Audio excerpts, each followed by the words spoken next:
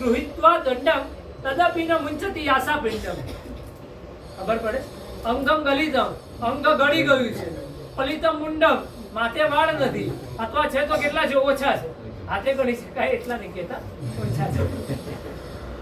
અંગ ગલિતમ પલિતમ મુંડમ દસન વિહીનમ જાતમ તુંડમ. આખું મુખ કેવું થઈ ગયું છે ખબર છે? 32 બારનું. કાં તો 32 માં 3 વધી છે. અંગગલિતમ પલિતમ મુંડમ દસન વિહીનમ જાતમ તુંડમ વૃદ્ધો યાતિ ગૃહીત્વ દંડમ. અને વૃદ્ધ હોય ને શું કરે છે ખબર છે? લાકડીના ટેકે લઈને એક ઠેકાણેથી બીજે ઠેકાણે, એક ઠેકાણેથી બીજે ઠેકાણે જાય છે. પણ તદપિ ન મુંચતી આશા પિંડમ. તો પણ એની આશાઓ ક્યારે છૂટતી નથી. આ સંસારમાં જેટલા રખડે છે ને બધાને તમે દેખી લો.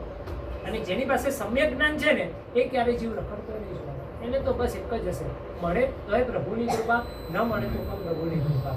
આજ સુધી આપણને પ્રભુની અહેસાસ થયો હોય એવી કોઈ ઘટના ખરી તમારા જીવનમાં?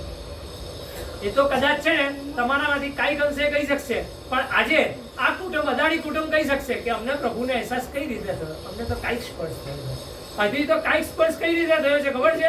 હજી તો તમારા પિતા મારે જે દીક્ષા લીધી ને એટલી, બાકી હજી તો તમારા કુળ દીપક હજી બધા બાકી જ છે, નાના નાના. એમાંથી લેશે ત્યારે તમને ખબર પડશે કે અમારા ઘરમાંથી પણ છે ને પ્રભુનો અહેસાસ સાચે થાય છે. અને એવા ઘરમાંથી પણ સરસ મજાના સેવંતીભાઈ નીકળ્યા. સેવંતીભાઈ અદાણી એટલે કે આપણા સાધ્ય રત્ન વિજયજી માણસાઈ, જેમને લગભગ દીક્ષા જીવન લીધાને 6 વર્ષ થઈ ગયા. 6 વર્ષમાં પણ માત્ર ને માત્ર શરૂઆતની આરાધના દેખો ને તો એવું લાગે કે ચોથા આરાધના થયું. કદાચ કોઈ આરાધના બાકી રહી ગઈ હશે ને એ આરાધનાને પૂર્ણ કરવા માટે આ જન્મ લીધો છે. અને કદાચ એક બે બહુ બાકી અને મોક્ષે જવાનો હોય ને એવો જીવ છે.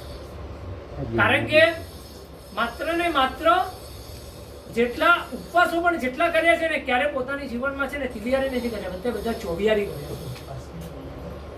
આંબીલના દ્રવ્યોની પણ સંખ્યા ગણો ને તો માત્ર ને માત્ર એક દ્રવ્યથી પોતાના આંબીલ કર્યા છે.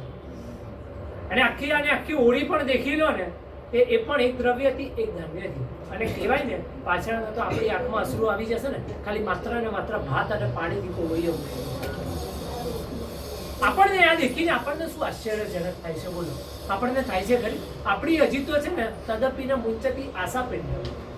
જ્યારે ખોલતી છે ને દાળમાં મીઠું આવી જાય ને તો આપણું મોઢું મીઠું થવાને જગ્યાએ કડવું થઈ જાય. અંદરથી નહીં, બહારથી કહું છું. કોઈ દેખે ને આ કેમ આજે ઉદાસ લાગે છે, ઠેકાણે નથી આજે, કારણ કે દાળમાં મીઠું કાં તો ચામાં ખાંડ ઓછી છે.